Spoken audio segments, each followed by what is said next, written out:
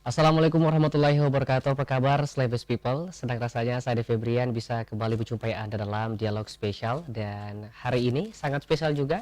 Kita akan membahas seputar penyakit kusta bersama dengan teman-teman dari Permata. Dan langsung saja kita perkenalkan narasumber kita. Yang pertama ada Bapak Al-Kadri selaku pembina Yayasan Dedikasi Cipta Indonesia. Pak Al-Kadri, apa kabar Pak Al-Kadri? Alhamdulillah kabar baik. Sehat ya? Sehat. Saya sangat bersyukur bisa langsung di sini. Sebelumnya kita sering dengan Slabes TV Melalui virtual saja. Iya. Untuk kali ini karena situasi yang memang sudah membaik, situasi pandemi yang ada, sehingga kita bisa melakukan secara langsung. Kita doakan juga ini pandemi ini segera berakhir gitu ya, Pak Kadri. Amin. Oke, selain Pak Kadri, kita juga sudah bersama dengan Ibu Rahmawati, Ketua Permata Cabang Goa. Ibu Rahmawati, apa kabar? Alhamdulillah baik, Sehat. Kita di sini sudah dipastikan sudah vaksin gitu ya. Makanya Alhamdulillah. kita udah bisa ketemu nih. Walaupun saya nggak pakai masker karena udah jaga jarak juga, kayaknya cukup jaga jarak saya di sini ya. Oke, baik. Selain Ibu Rahmawati, kita juga sudah bersama dengan Bapak Dr. SN Irfan Palipui SSM Home selaku budayawan. Saya manggilnya Pak Irfan ini ya. Boleh apa aja? Boleh apa aja? Boleh. Pak Irfan, apa kabar? Baik. Sehat ya? Sehat. Gimana aktivitas? Ya biasa, ngurus ilmu pengetahuan, ngurus mahasiswa, ngurus akademik gitu. Ya, cukup sibuk juga ya, Pak Irfan. Lumayan lah ya. Lumayan. Baik, mungkin kita langsung saja ini kita akan membahas seputar penyakit kusta. Mungkin banyak banget orang yang masih penasaran karena kan orang sekarang fokusnya ke COVID-19, virus corona. Jadi jangan sampai dengan fokusnya kita ke virus COVID-19, penyakit kusta ini sedikit disampingkan, padahal ini juga perlu perhatian yang lebih. Mungkin saya pertama ke Ibu Rahmawati dulu. Mungkin kita nge-review dulu nih Bu. Kalau penyakit kusta itu sebenarnya penyakit yang tipe penyakit yang seperti apa sih? Penularannya dan lain sebagainya.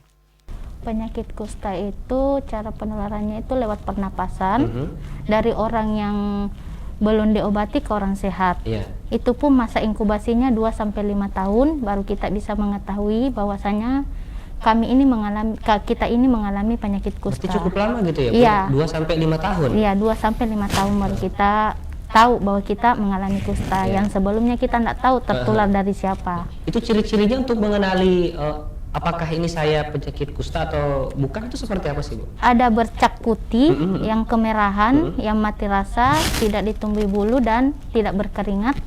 Itu tanda awal gejala kusta. Yang kalau memiliki gejala itu segera ke puskesmas. Nah, karena itu mati rasa sehingga kadang orang kan cuek dengan bercak itu karena tidak gatal. Itu. Oh, jadi perbedaan antara kusta dengan alergi kulit lain gitu. Mungkin dari segi mananya nih Bu? Kalau alergi kan gatal, kalau kusta kan tidak. Tapi sama-sama menimbulkan bercak. Iya. Kalau kue bercak kusta itu mau sama dengan kurap. Oh, kurap. Cuma kurap kan gatal, dia tidak. Tapi kalau untuk proses penyembuhannya sendiri dibanding dengan penyakit-penyakit kulit lain, ini apakah memang kategorinya sedang, ringan atau seperti apa ini Ibu Rahmawati? Kusta itu kan ada 2 tipe juga. Nah, kalau yang PB itu biasa dibilang kusta kering, paucibaciller. Pengobatannya itu cuma 6 bulan. Bercaknya itu di bawah 1-2 bercak saja dalam diri kita, cuma 6 bulan pengobatan. Kalau yang MB itu pengobatannya 1 tahun. Bercaknya itu di atas 5. Sudah banyak dalam tubuh, seperti itu. Bedanya pengobatan dengan alergi itu kan kalau dikasih salep sudah hilang. Agak ringan ya? Iya, tapi kalau kusta didiamkan bukannya berkurang tapi malah bertambah. Berarti memang perlu perhatian lebih juga ini penyakit kusta. Baik, terima kasih Ibu Rahmawati. Saya ke Pak Al-Kadri. Pak Al-Kadri, kalau pandangannya Pak Al-Kadri sendiri ya melihat kusta di Indonesia khususnya di Kota Makassar di pandemi ini seperti apa sih?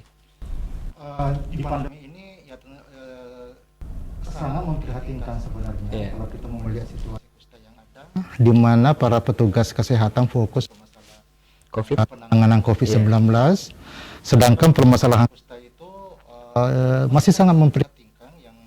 Yang menjadi kekhawatiran justru karena tidak mendapat perhatian khusus, dia bisa saja menularkan lebih banyak ke orang lain. Iya. Dan ini menurut saya sangat memprihatinkan tentang hal ini, situasi sekarang ini. Baik, ini kalau kita berbicara tentang kusta dengan COVID ya, kita kaitkan sedikit, kan sekarang orang lagi ramai-ramainya soal vaksin nih Pak ya. Apakah emang benar nih ada kabar-kabar yang kita sempat dengar juga, mungkin Pak Al-Qadri juga dengar, penderita kusta itu kebanyakan nggak mau vaksin karena takut nanti kustanya ini makin parah atau gimana? Ini gimana nih Pak Al-Qadri? Cukup banyak teman-teman yang mengalami kusta maupun yang pernah mengalami kusta konsultasi terkait dengan vaksin. Kekhawatiran mereka untuk divaksin jangan sampai apa yang sudah sembuh penyakitnya bisa kambuh kembali, dan terus yang belum sembuh bisa saja menjadi masalah buat dirinya.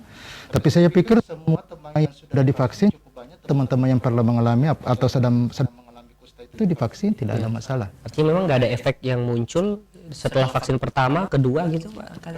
Kami tidak mendapatkan informasi dari teman, khususnya teman komunitas yang tergabung dalam organisasi menyampaikan bahwa ada masalah setelah divaksin. Saya tidak mendapatkan informasi tersebut. Kalau soal keluhan umum, misalnya setelah divaksin, ada yang mengatakan saya setelah divaksin selalu mau tidur dan makan. Pasti ada yang mengatakan setelah saya divaksin sedikit agak pusing. Saya bilang, ya itu kan apalagi namanya suatu keluhan yang sangat umum dan masyarakat yang lain juga banyak. Artinya memang penderita kusta ini aman untuk divaksin ya? Menurut saya sangat aman. Sangat aman. Jadi buat pemirsa dan Celebrity People yang mungkin ada rekan-rekannya atau keluarganya yang memang penderita kusta dan mendengar kabar atau informasi hoax terkait dengan vaksin COVID-19, ini sudah diperjelas juga oleh Pak Al-Qadri, sangat aman ya. Baik vaksin pertama, vaksin kedua itu nggak ada masalah gitu ya Pak Al-Qadri ya? Tidak ada masalah, saya tidak mendapatkan informasi dari teman ada masalah setelah divaksin. Baik, terima kasih Pak Al-Qadri. Saya ke Pak Irfan. Pak Irfan, kalau kita ngomongin tentang kusta ya, kita pasti juga berpikir orang-orang kusta ini bakal dijauhin ya. Otomatis budaya-budaya kita yang taruhlah di Makassar ya, kita budaya tabe, sopan, menyapa seseorang. Nah, jika kita tahu penderita kusta ada di depan mata kita, kebanyakan juga orang ini nggak mau negur, nggak mau bertemu. Nah, pandangan dari Pak Irfan sendiri melihat penderita-penderita kusta yang ada di Kota Makassar seperti apa nih? Boleh. Iya, silakan. Oke. Ini saya ke hampir 30 kecil dan melihat ada tetangga diisolasi dan hingga akhir hayatnya tidak tertolong karena edukasi tentang kusta itu sendiri belum begitu masif sebagaimana yang ada sekarang. Sekarang orang di mana-mana bisa membaca informasi itu dan memahami bahwa ternyata seperti inilah yang disebut kusta. Nah, tentang stereotifikasi ini sebenarnya saya melihatnya ada perubahan rezim informasi. Tentu saja di sana rezim pengetahuan beroperasi. Kita tahu di Makassar sendiri masifikasi informasi itu terjadi di abad 17, sekitaran 1600-an. Padahal sebelumnya konstruksi tentang baik dalam artian nama-nama yang dianggap negatif itu dalam tradisi kita di Makassar khususnya itu melampaui baik buruk sebenarnya, beyond good and evil. Kenapa saya bilang begitu? Hampir semua turunan penguasa yang kita tahu hari ini itu tanda kutip memiliki dia disabilitasnya, dia disable gitu, disable. Misalnya putra Tumanurung pertama, dia itu masalah gaya barang yang punggungnya kayak ungkup begitu. Sampai raja yang menyatukan Gua Talo namanya Takarain Tuma Pak Arsikalona itu melekatkan nama-nama yang selama ini dianggap negatif. Dianggap negatif. Maksud saya mau bilang, sebelum abad 17, stereotifikasi tentang baik buruk pada penamaan sesuatu itu tidak begitu mempengaruhi karena dalam tradisi Makassar baik buruk itu dilampaui. Itulah kenapa kita di Makassar tidak ada istilah thank you atau tidak ada istilah terima kasih. Kenapa? Karena no hope over there gitu. Saya sudah memberimu, saya memberimu. Betul. Dan itu melampaui harapan untuk kembalinya sesuatu. Kayak seperti itu. di tempat saya juga turunan-turunan yang memiliki populasi ataukah yang menguasai suatu teritori itu semua memiliki nama-nama yang dianggap disable di masa kini. Taruhlah misalnya Tusapaya Lilana, ataukah orang yang cuma tidak ada kaki dan tidak ada tangannya. Saya tidak ingin mengatakan bahwa itu Hansen di masa lalu, tapi sejarah Hansen, penyakit Hansen ya, itu wabah yang dalam sejarah umat manusia yang paling panjang. Bayangkan di masa Pleistocene 40.000 tahun yang lalu Hansen sudah ada. Nah, 400 tahun yang lalu galian arkeologi di India itu sudah ditemukan tentang itu. Nah, kenapa sampai sekarang stereotifikasi itu masih hadir? Kenapa? Karena rezim pengetahuan yang beroperasi dalamnya, khususnya abad 17 setelah Lontara bisa ditemukan, kita menemukan rezim aksara baru. Itulah yang melakukan akumulasi. Ada pertukaran informasi, ada pertukaran keyakinan. Di situ monoteisme mulai masuk. Tiba-tiba yang namanya dulu Karangtengah Parsikalongna berubah menjadi Alauddin, berubah menjadi Hasanuddin. Saya tidak mengkritik persoalan masuknya Kristen atau Islam. Yang saya kritik ini persoalan paradigma lokal kita. Itu tiba-tiba harus tergantikan oleh paradigma impor itu. Paradigma itu kemudian mengubah konstelasi atau paradigma pengetahuan yang kita punya tentang kebudayaan kita. Padahal kebudayaan kita sangat toleran pada apa yang disebut negatif di masa kini, sangat toleran. Bahkan nama-nama yang Anda bernama Aco atau Kebese itu semua penanda-penanda palus. Perubahan dari Aco, itu penanda palus, dan itu fine-fine aja. Atau Kebece, orang kadang jadi ada namanya bahasa peoratif, perubahan meaning dari sesuatu yang biasa-biasa saja itu kemudian menjadi begitu negatif oleh lahirnya rezim pengetahuan baru. Yang karena kan kadang itu segala hal itu setiap nama itu ada doa di belakangnya misalnya.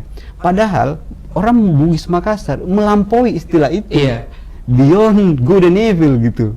Itu yang saya tangkapnya yang saya baca ya tentang bagaimana rezim pengetahuan itu. Kalau Anda pernah baca rezim disiplin and punishment-nya, ada namanya Michel Foucault. Dia menulis tentang bagaimana pelembagaan kesehatan itu dari waktu ke waktu. Jadi dulu orang gila itu tidak dianggap seperti sekarang. Jadi ada perubahan paradigma tentang apa yang disebut kegilaan hingga masuk institusi kesehatan. Nah, contoh wabah awal kita di COVID-19 itu sangat ngeri gitu. Apa yang membuatnya ngeri? Konstruksi pengetahuan tentang itu yang membuatnya dia ngeri. Seperti itulah kusta yang masih bertahan konstruksi wacana tentang kengeriannya. Ini yang harus diubah, harus making literasi baru. Kita harus membuatnya baru. Tapi Pak Irfan kan kayak gini, kan banyak penyakit nih sebenarnya. Ada COVID, ada kusta dan banyak penyakit-penyakit lainnya. Cuman pandangan orang-orang terhadap penderita kusta ini yang tadi sempat juga Pak Irfan katakan, ini sedikit mungkin ada perbedaan gitu. Beda kalau misalnya dia sakit yang berat-berat, kanker lah misalnya atau apa, itu masih agak-agak biasa kita lihat masyarakat masih mau mengunjunginya mungkin. Tapi kalau kita ngomongin kusta, biasa ada yang berpikir bahwa jangan deh, ini apakah ini menular nanti atau kayak gimana. Nah, stigma-stigma yang seperti itu yang membuat penderita kusta ini biasa agak-agak gimana ya, putus asa mungkin. Ya, ini saya harus gimana, kerja juga kayak gimana. Kalau dari Pak Irfan melihatnya itu seperti apa? Ini lagi-lagi saya kembali bagaimana pengetahuan itu beroperasi. Di masa Sultan Iskandar Muda di Aceh, ataukah di masa-masa awal Spilis ya, masuk di Nusantara, itu makanya kenapa penyakit itu disebut Raja Singa. Karena hanya memang orang-orang yang punya kuasa yang bisa melakukan hubungan-hubungan itu kepada dan lain-lain ya, kepada wanita-wanita itu disebut Raja Singa. Nah, pas kena sang raja itu wacana itu merepresi kita. Jadi wacana merepresi orang, meneror orang sehingga dia menjadi begitu ngeri pada sesuatu itu. Seperti itulah saya melihatnya kusta atau lepra atau apa itu masih di situ. Makanya saya bilang sama Ibu Rahma tadi, kenapa kita tidak pakai Hansen gitu penemunya? Kan Hansen ini penemunya orang Norwegia itu. Makanya disebut penyakit Hansen karena lepra atau kusta itu stereotip. Oke. Jadi mengganti terminologi itu sama dengan melahirkan new signifier, penanda baru. Ketika melahirkan new signifier, orang melahirkan makna baru. Iya.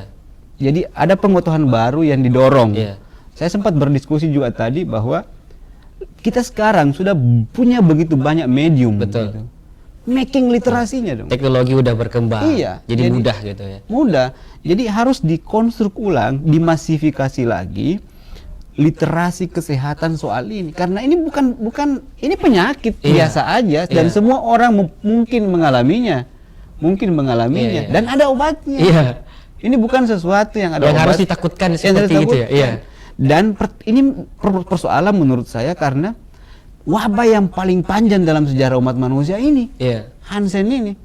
Hansen masa Pleistone masih orang out of Afrika masuk ke sini udah ada bersama si Basse yang ditemukan di Maros itu sudah ada penyakit ini. Lalu apa yang gagal di sana?